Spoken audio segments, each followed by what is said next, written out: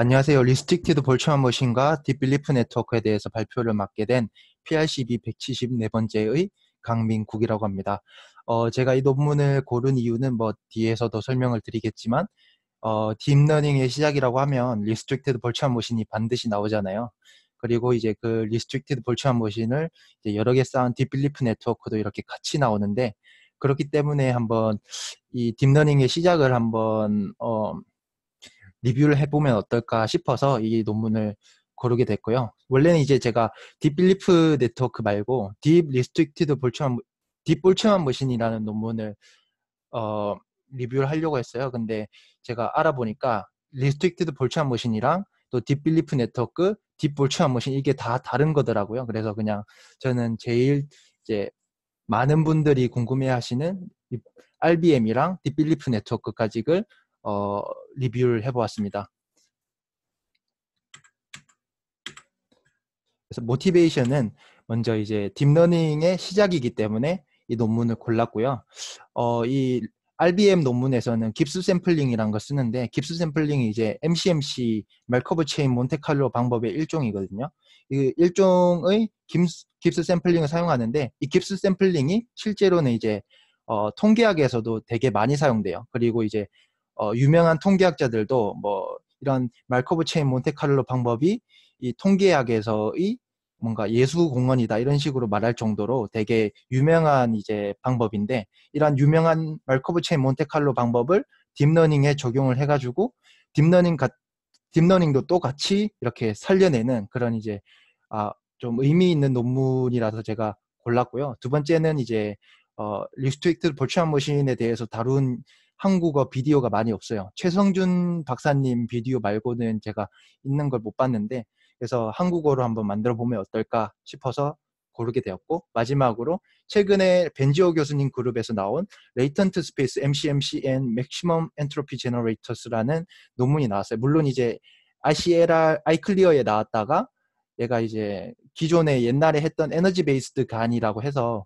우리 한국 분께서 작성하신 논문이 있는데, 그 논문이랑 비슷하다고 해서 거절을 당한 논문이지만 이 논문에서도 MCMC라는 거를 사용했거든요. 그래서 앞으로 좀 많이 나올 것 같은 그런 주제인 것 같아서 미리 좀 MCMC를 제일 먼저 딥러닝에 접목했던 이 RBM이라는 논문을 리뷰를 해보도록 하려고 지금 생각을 했습니다. 그래서 RBM의 그 모델은 밑에 있는 사진과 같고요. RBM에 대해서 알아보기 전에 먼저 이제 Probably Graphical 모델에 대해서 먼저 잠시 알아보도록 하겠습니다. Probably Graphical 모델은 많이 들어봤을 텐데요. 대표적으로 이제 크게 보면 두 가지가 있고 작게 보면 세 가지가 있다고 생각을 하면 되는데, 첫 번째가 이제 베이지안 네트워크고, 두 번째가 크게 보면 두 번째가 에너지 베이스드 모델이고, 그 에너지 베이스드 모델을 두 개로 쪼개서 보면 말커브 랜덤 필드와 리스트릭티드 벌추얼 머신 이렇게 총 세 가지가 있습니다. 베이지안 네트워크 같은 경우에는 뭐 많이 들어보셨겠지만 이 동그란 노드가 있잖아요. 노드가 랜덤 베리어블을 의미하고, 그리고 그 선들이 인과관계를 의미해요. 인과관계들이 결국에는 이제 나중에 수식으로 이거를 표현을 할 때 컨디셔널 디스트리뷰션이 되는 그런 방식으로 되는데, 그 출발 지점이 이제 기분으로 들어가는 거고 도착 지점이 그 기분이 아닌 앞에 부분에 들어가는 그런 형식으로 모델이 표현을 하는데, 그렇게 표현이 되는 것을 이제 베이지안 네트워크라고 하고, 이 베이지안 네트워크는 방향을 가지고 있어요. 이 다이렉티드 그래피컬 모델이라고 하는데, 오늘 우리가 해볼 말커브 랜덤 필드나 리스트릭트 볼츠만 머신 같은 경우에는 에너지 베이스드 모델이라서, 이 모델 같은 경우에는 undirected graphical 모델이라고 하거든요. 그래서 지금 이제 말코브 랜덤 필드부터 간단하게 먼저 소개를 드리자고 하면, 저는 머신러닝 공부할 때 클리크란 말을 되게 많이 들었어요. 클리크란 말을 그렇게 많이 듣진 않았는데, 가끔씩 막 그 포스팅 올라오는 것들을 보면 클리크란 말들을 가끔씩 하더라고요. 그래서 그 클리크가 어떤 건지 뭐 하는 건지 이런 게 좀 궁금했었는데, 이 말커브 랜덤 필드 같은 경우에는 맥시멀 클리크를 통해 가지고 그 포텐셜 펑션을 정의를 하고, 그 포텐셜 펑션을 통해서 그 이제 깁스 디스트리뷰션을 정의를 합니다. 그거를 간단하게 먼저 설명을 드리자고 하면, 이 맥시멀 클리크라는 거는 어떤 노드가 있어요. 지금 이제 왼쪽 제 마우스 포인트가 보일지는 모르겠는데, 왼쪽에 있는 그림을 보면 제가 임의로 좀 못생기게 동그라미를 그려놨잖아요. 그 이제 위에 있는 거 보면 3개짜리 노드가 3개가 들어있는 동그라미 먼저 보면 그 노드가 여러 개가 있는데 그 노드 중에서 2개를 임의로 골라요. 그럼 그 2개를 임의로 골랐을 때 그 2개의 노드가 서로 이제 엣지로 연결이 돼 있으면 그거를 이제 최대한 많이 최대한 크게 잡아보는 거죠. 최대한 크게 잡아보는 거를 맥시멈 클리크라고 하는데 이렇게 내가 가지고 있는 데이터에 대한 그래피컬 모델을 이렇게 만들고 그 모델에 대해서 맥시멈 클리크를 구하고 그 맥시멈 클리크를 통해서 오른쪽에 이제 포텐셜 펑션이라는 걸 정의합니다.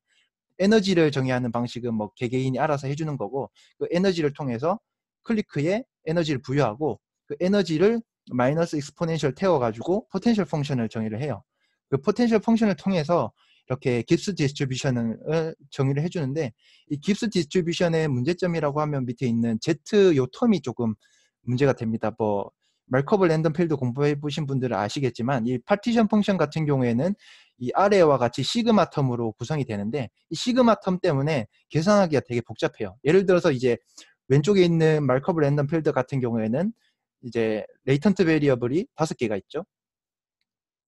랜덤 베리어블이 5개가 있죠. 랜덤 베리어블이 5개가 있고 그 랜덤 베리어블마다 0 또는 1의 디스크리트한 이 값을 가진다고 하면 총 2의 5승 그러니까 0 또는 1이니까 2개고 그 다음에 5개의 노드가 있으니까 2의 5승계의 이제 확률 값 계산이 필요한 거죠. 그렇기 때문에 이렇게 조금 노드가 많아지거나 이 노드가 가질 수 있는 이 베리어블들이 많아지면 이러한 파티션 펑션들을 계산하기 되게 힘든 문제점이 생깁니다. 그래서 이런 것들을 여러 가지 다른 방법으로 풀어나가는데 이제 리스트릭티드 볼츠만 머신도 똑같아요. 리스트릭티드 볼츠만 머신 같은 경우에는 이 먼저 나중에 설명을 드리겠지만 간단히 이제 오버뷰만 한번 해보자고 하면 리스트릭티드 볼츠만 머신은 비지블 레이어와 히든 레이어 이렇게 2가지로 결정이 되는데 이 노드와 노드 사이를 연결하는 엣지를 통해서 에너지를 정의합니다. 에너지를 정의를 해가지고 그러면 엣지마다 에너지를 가지고 있겠죠. 그 엣지마다 에너지를 가지고 있는 걸 다 합쳐가지고 이 볼춤 RBM의 토탈 에너지를 이렇게 정의를 해주는 거예요. 그걸 이제 벡터 이제 매트릭스 알지브라로 표현을 하면 다음과 같고요. 그 에너지 펑션을 통해서 이제 PDF를 정의를 합니다.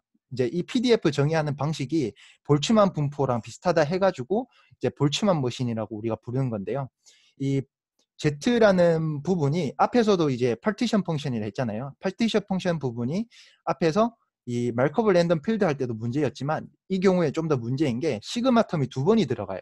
그렇기 때문에 예를 들어서 비지블 레이어가 밑에 있는 것처럼 이 M개가 있고 그 다음에 히든 레이어 유닛이 N개가 있는 경우에는 이 파티션 펑션을 계산하기 위해서는 아래의 이제 제가 마우스 포인트로 보여주고 있는 것과 같이 2의 n 플러스 n만큼의 그 확률 계산을 해줘야 돼요. 다 이거를 해줘야 되는데 예를 들어서 m리스트 데이터 같은 경우에는 784차원이고 보통은 그거를 뭐 한 200차원을 줄였다고 할게요.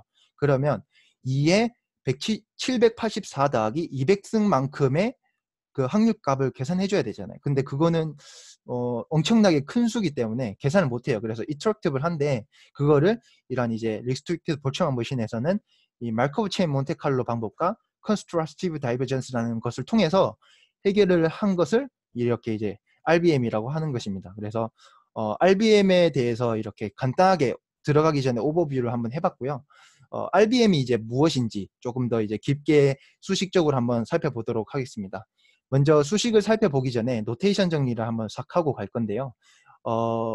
그 RBM 같은 경우에는 이 2개의 레이어로 구성이 돼요. 리스트릭티드 볼츠만 머신에 해서 원래 볼츠만 머신 같은 경우에는 그 노드 사이에 모든 연결이 다 있어요. 엣지가 모든 방향으로 다 있는데 이 RBM 같은 경우에는 비지블 레이어 사이에 또 히든 레이어 사이에 그 연결은 제한해줬다 해가지고 이 리스트릭티드 볼츠만 머신이라고 하는데 2개의 레이어로 구성이 되어 있어요. 첫 번째는 비지블 레이어가 있고 두 번째는 히든 레이어가 있어요. 그래서 비지블은 V, 히든은 H로 이렇게 표현을 했고요. 각각의 노드들은 바이너리 값을 가져요. 0 또는 1.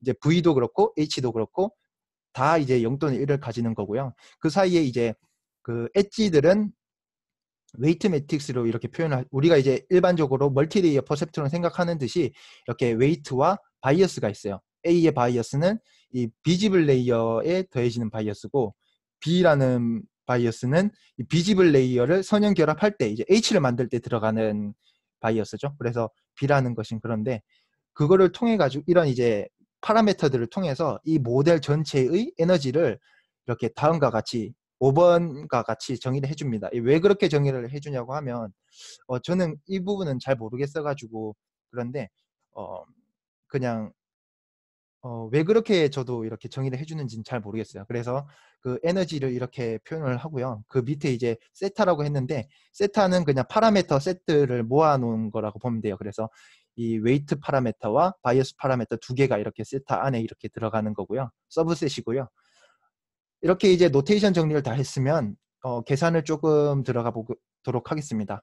이제 처음으로 해야 될 건 뭐냐면요. 그 그래피컬 모델이기 때문에 에너지 펑션을 먼저 정의를 해줘야 돼요. 그래서 그 각 이제 앞에서는 이제 이런 매트릭스 알지브라를 통해서 모델 전체의 에너지를 정의를 해줬었는데 여기서는 모델 전체의 에너지를 정의하기 전에 각 엣지들의 에너지를 이렇게 정의를 해줍니다. 그래서 비지블 레이어의 유닛과 그에 대한 바이어스, 그 다음에 히든 레이어의 유닛과 바이어스, 그 다음에 비지블, 히든 유닛과 그 사이에 있는 웨이트 값들을 이용해 가지고 에너지를 이렇게 정의를 해줘요.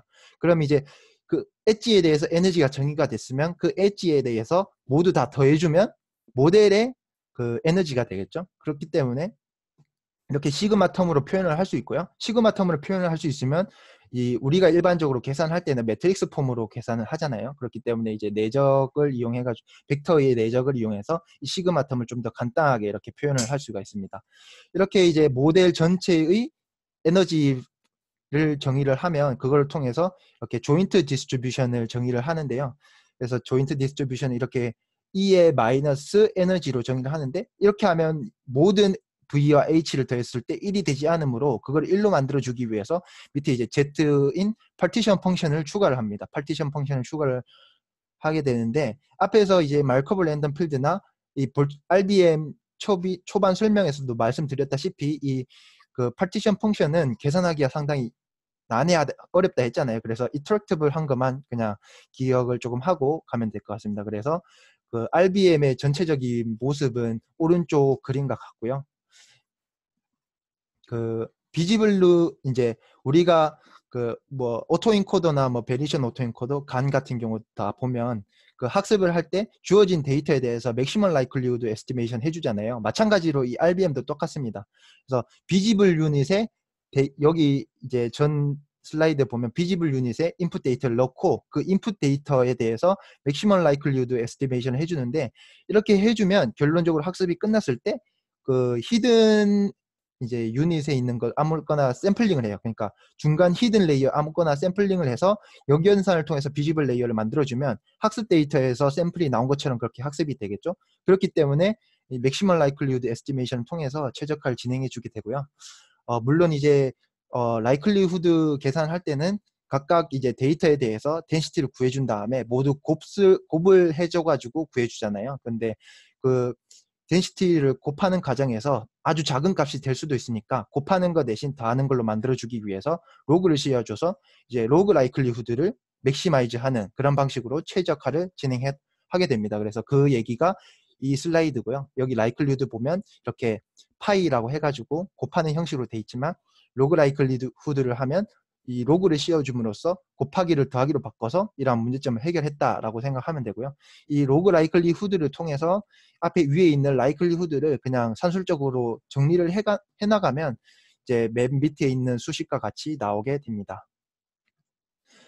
그러면 우리가 이제 라이클리후드를 계산을 했잖아요. 이렇게 뭐 완전히 다 계산한 건 아니지만 어느 정도 이 형태를 잡았잖아요. 그러면 우리의 목표는 뭐냐면 라이클리후드를 맥시마이즈 하는 게 목표잖아요. 그렇기 때문에 원래는 이제 마이너스 로그 라이클리후드를 미니마이즈 하는 방식으로 해서 그레디언트 디센트를 사용하지만 이 케이스에는 뭐 똑같은 말이긴 한데 그냥 그레디언트 벡터를 통해서 그레디언트 어센트 알고리즘을 사용한다고 할게요. 그래서 로그 라이클리후드 같은 경우에는 보통 컨스탄트로 나오고 그 다음에 우리가 미분해 줄 이 벡터는 세타라고 하는 그 파라미터로 해줄 건데 라이클리후드가 컨스탄트고 세타가 벡터니까 그 파셜 데리버티브는 그레디언트 벡터가 나오겠죠. 왜냐하면 이제 위에가 컨스탄트고 밑에가 벡터니까 자코비안이 나오지 않고 그레디언트 벡터가 나오겠죠. 그래서 그냥 라이클리후드를 세타로 미분하면 그레디언트가 나오기 때문에 그대로 진행을 하시면 되고요.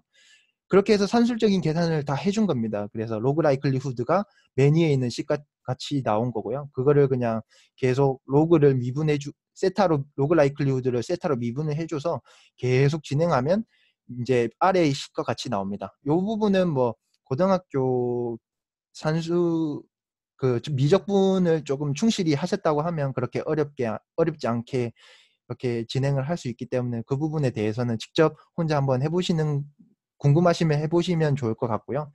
밑에서 위에 있는 밑에서 두 번째 식을 한번 볼게요. 마이너스 시그마 P에 H 바 V가 나오잖아요. 이 컨디셔널 디스트리뷰션에다가 그 다음에 그 에너지 펑션을 세타로 편미분한 값을 곱한 거를 모두 다 더해주는 게 앞에 텀에 나왔고, 뒤에 텀은 이제 시그마를 두 번 해주고 조인트 디스트리뷰션이 나왔잖아요. 그러면 요거를 어떻게 바꿀 수 있냐면 이렇게 익스펙테이션 식으로 바꿀 수 있습니다. 이거는 이제 이사한 데이터에 대한 익스펙테이션의 정의 자체가 컨디셔널 익스펙테이션은 이렇게 돼 있는 거고, 조인트 디스트리뷰션에 대한 익스펙테이션은 이렇게 시그마가 두 번 들어가서 이렇게 되는 게 이제 뭐 기초 통계학이나 수리 통계학에 나오는 내용이라서 이렇게 익스펙테이션 식으로 정의를 해줄 수 있어요. 그럼 우리가 이제 할 거는 이 로그 라이클리후드에 대해서 그레디언트를 계산을 했으니까 계산했는데 익스펙테이션 식이 나왔어요. 그러면 이 익스펙테이션 식을 어떻게든 이 수학적으로 계산을 해가지고 이제 숫자로 만들어 줘야겠죠.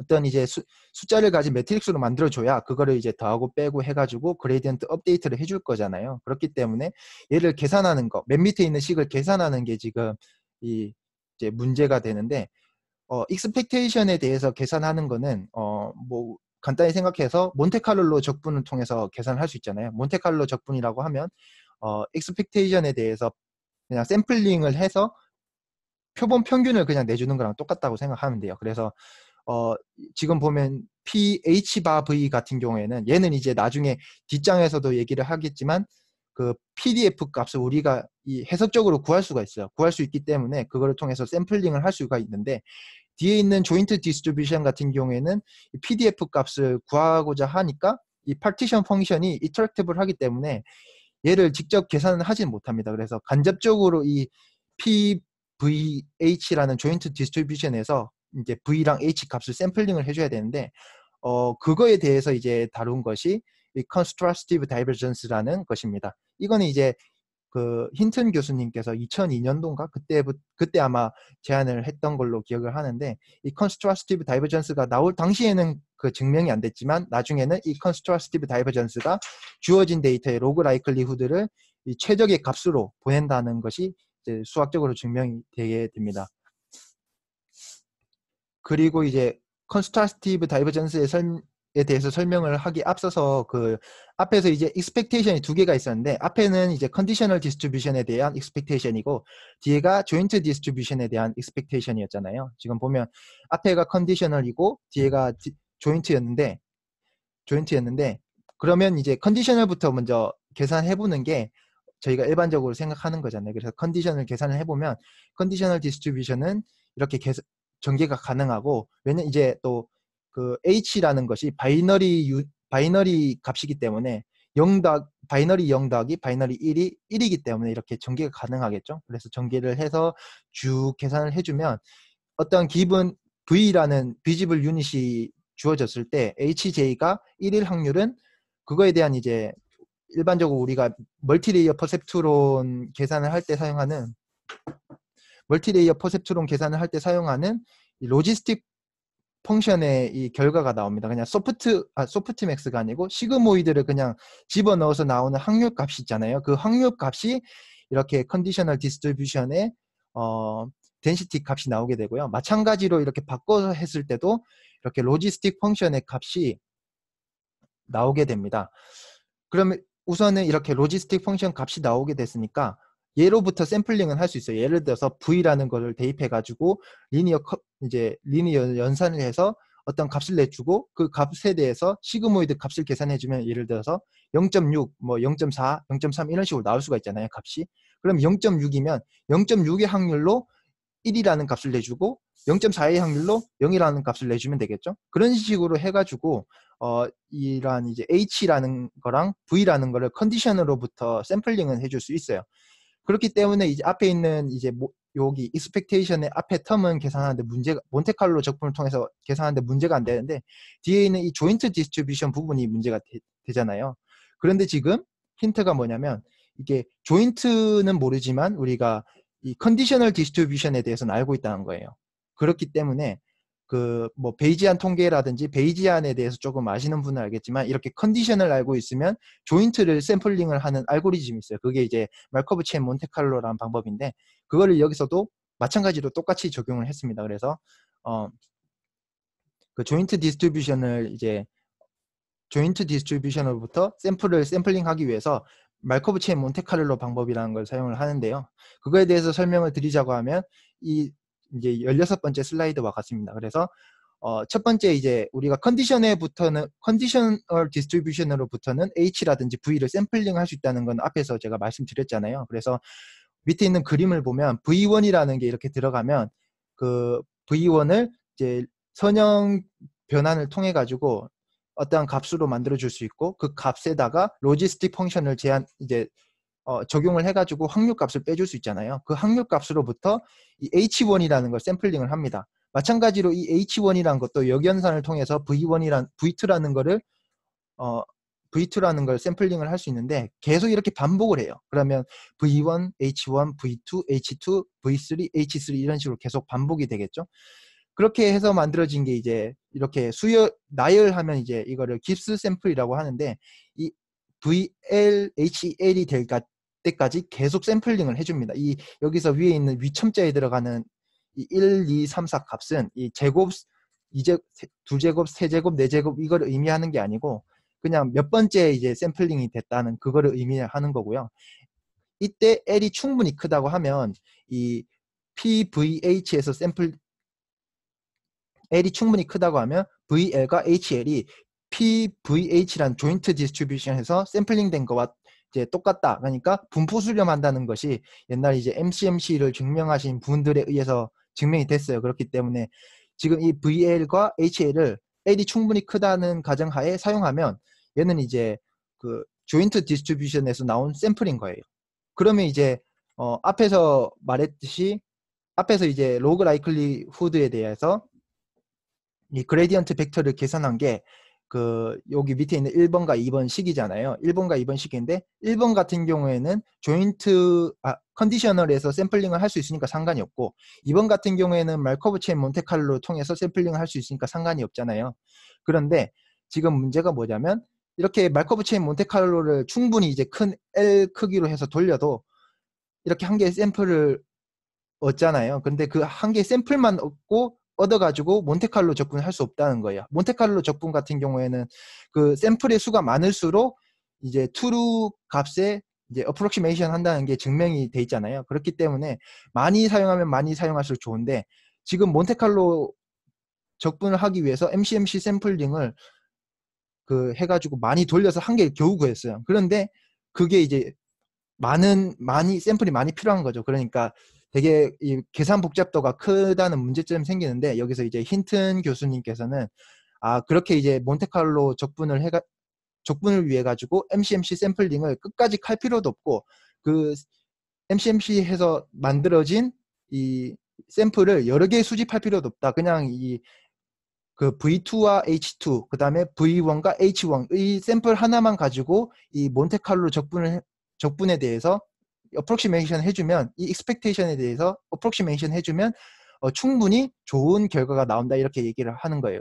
근데 이제 일반적으로 저희가 생각했을 때 이런 어프로키메이션은 단 한 개의 샘플만 가지고 하는 게 되게 비합리적이잖아요. 근데 힌턴 교수님께서 하시는 말씀은 비록 이런 값들이 정확한 그레디언트 계산을 해주지 못하지만 이 방향성을 가지고 있기 때문에 여러 번 이 최적화하는 과정에서 그 방향성에 따라서 가면 결국에는 로컬 옵티마로 갈 것이다 이렇게 생각을 하거든요. 그래서 결국에는 이렇게 MCMC를 통해서 나온 그 V2와 H2, V1과 H1을 통해 가지고 이 익스펙테이션 계산을 해주게 됩니다. 그러면 이 익스펙테이션 계산을 해줘야 되니까 어떻게 해주냐면 그냥 간단하게 이 V1과 H1과 V2와 H2를 이 expectation 안에 있는 이 E에 대한 partial derivative 값이 있잖아요. 그 값에 그냥 대입해가지고 값을 빼내는 거예요. 그럼 그걸 이제 그냥 그레디언트로 사용을 하는 건데, 요거를 이제 마지막으로 설명을 드리겠습니다. 그래서 지금 우리가 해야 되는 그레디언트 벡터는 위에 있는 빨간색 그 수식과 같은데요. 여기 이제 에너지 펑션에 대한 파셜 데리버티브가 있잖아요. 이 파셜 데리버티브는 그냥 간단하게 이렇게 벡터 부분 미분을 해주면 됩니다. 그래서 벡터가 이렇게 있으면 이 벡터에 W 대해서 미분을 해주는 거니까 앞에 부분은 W 텀이 없으니까 다 날아가고, 이 마지막 텀은 W를 제외하고 이렇게 차원을 맞춰서 이제 원래는 이제 그냥 W를 제거하면 H 트랜스포즈 V가 나오겠지만, 이 W라는 디멘전을 같이 맞춰줘야 되기 때문에 거기에다가 트랜스포즈를 한 값이 마이너스 H V 트랜스포즈가 나오고요. 그 밑에는 뭐 더 쉽게 해가지고 그냥 A를 없애면 되니까 V가 나오는데, 이 편미분 결과가 칼럼 벡터가 나와야 되니까 그냥 칼럼으로 이렇게 다 적어준 겁니다. 그래서 이렇게 익스펙 에너지에 대한 파셜 데리버티브 값은 다음과 같고요. 그거를 이제 앞에서 MCMC를 통해서 계산했던 이 H1, V1, H2, V2를 대입해서 계산해주면 이렇게 밑에 있는 값과 같습니다. 그래서 이렇게 값 계산을 통해서 반복적으로 이렇게 그레디언트 업데이트를 하다 보면 결국에는 이제 볼츠만 머신 학습이 다 되는 건데요. 그거에 대한 알고리즘 테이블 오른쪽 위에 가지고 왔고요. 그래서 어느 기준이 만족될 때까지 그냥 계속 이렇게 번갈아 가면서 학습을 계속 해주면 됩니다. 이렇게 이제 리스트릭티드 볼츠만 머신에 대해서 공부를 해봤으니까 다음으로 딥빌리프 네트워크에 대해서 간단히 설명을 드리고 끝내려고 하는데요. 딥빌리프 네트워크 같은 경우는 되게 간단해요. 그냥 이제 리스트릭티드 볼츠만 머신을 여러 개 이렇게 쌓은 건데요. 처음에 이제 그 X와 H1이 있다고 하면 그거에 대해서 볼츠만 머신 학습하는 것처럼 이렇게 왔다 갔다 하면서 학습을 할 수 있잖아요. 그렇게 학습이 끝나면 H1을 인풋 데이터로 잡고 H2를 이제 아웃풋으로 잡고 레이턴트 레이어로 잡아가지고 또 볼츠만 머신 학습을 해주는 거예요. 마찬가지로 이제 H2를 인풋으로 잡고 H3를 이제 히든으로 잡아서 볼츠만 머신 업데이트 방식을 하는데, 이렇게 계속 이렇게 첫 번째 맨 밑에 층부터 하고 그 다음 위에 층하고 그 다음 위에 층하고 이렇게 업데이트하는 방식을 계층적인 업데이트를 한다 해서 그리디 레이어 업데이트라고 하더라고요. 그래서 그렇게 딥빌리프 네트워크는 업데이트를 하는 거고요. 그에 대한 알고리즘 테이블은 왼쪽과 같아서 나중에 혹시 시간 되시는 분들은 천천히 한번 따라가면서 업데이트가 어떻게 되는지 한번 확인해 보면 될 것 같습니다. 그러면 이제 이러한 딥빌리프 네트워크와 리스트릭티드 볼츠만 머신이 나와가지고 왜 딥러닝이 갑자기 부흥을 했는가에 대해서 설명을 드리자고 하면요. 이러한 이제 딥빌리프 네트워크 같은 경우에는 디멘저널 리덕션이 되게 좋아요. 디멘저널 리덕션 기법으로 이전에 있던 뭐 방법들에 비해서 되게 좋아요. 그래서 뭐 디멘저널 리덕션의 대표적인 예로는 PCA를 예로 들 텐데, 어떤 데이터에 대해서 PCA로 차원 감소를 시키거나 아니면 리스트릭티드 볼츠만 머신을 통해서 아니면 딥빌리프 네트워크를 통해서 차원 감소를 시킨 후 그 뒤에 이제 멀티레이어 퍼셉트론 클래시파이를 통해서 그 클래시피케이션 태스크를 학습을 시키는 거예요. 그래서 그러면 그 이제 PCA를 해서 차원 감소를 시키고 클래시피케이션 한 것보다는 볼츠만 머신을 통해서 한 것이 더 결과가 좋았다라는 게 또 결과로 나왔고요. 그 다음으로는 또 이제 이렇게 그 기존에 있던 그 전에 있던 뉴럴 네트워크 같은 경우 그레디언트 베니싱 문제가 정말 심했는데, 이렇게 리스트릭티드 볼츠만 머신을 통한 딥빌리프 네트워크를 쌓아가지고 이렇게 미리 학습을 한 다음에 그 파인 튜닝을 해주는 방식으로 하면 그레디언트 베니싱 문제가 많이 사라지더라. 그래서 좋은 결과, 서포트 벡터 머신 같은 옛날 모델보다 더 좋은 결과를 내더라. 이런 결과도 나왔고요. 마지막으로 이제 이런 그 리스트릭티드 볼츠만 머신을 학습을 한 다음에 밑에 이제 X, H1, H2 해가지고 학습을 하는 거예요. 그래서 학습을 한 다음에 거꾸로 뒤집어서 이렇게 트랜스포즈, 웨이트 트랜스포즈 시켜서 했더니 생성 모델로도 사용할 수 있더라. 이런 결과가 나와가지고 이런 이제 놀라운 결과 때문에 예전에 사장되었던 뉴럴 네트워크가 다시 나와가지고 이제 활발하게 연구가 돼서 2012년도에는 뭐 알렉스 넷이 나오고 그 이후로는 컨볼루션 뉴럴 네트워크를 통해서 다양한 이제 간이라든지 오토엔코더라든지 이런 것들이 더욱 활발하게 연구가 되는 그런 계기가 되는 논문이라고 저는 생각을 합니다. 이상으로 제 발표는 마치도록 하고요. 뭐 조금 수식이 많아서 힘들었을 수도 있는데 그렇게 수식 자체가 조금 복잡해 보여서 그렇지 실제로 계산은 그렇게 어렵지가 않아요. 그래서 혹시나 관심이 있으신 분들은 집에서 혼자 한번 천천히 계산을 해 보는 것도 좋은 생각이라고 저는 생각합니다. 감사합니다.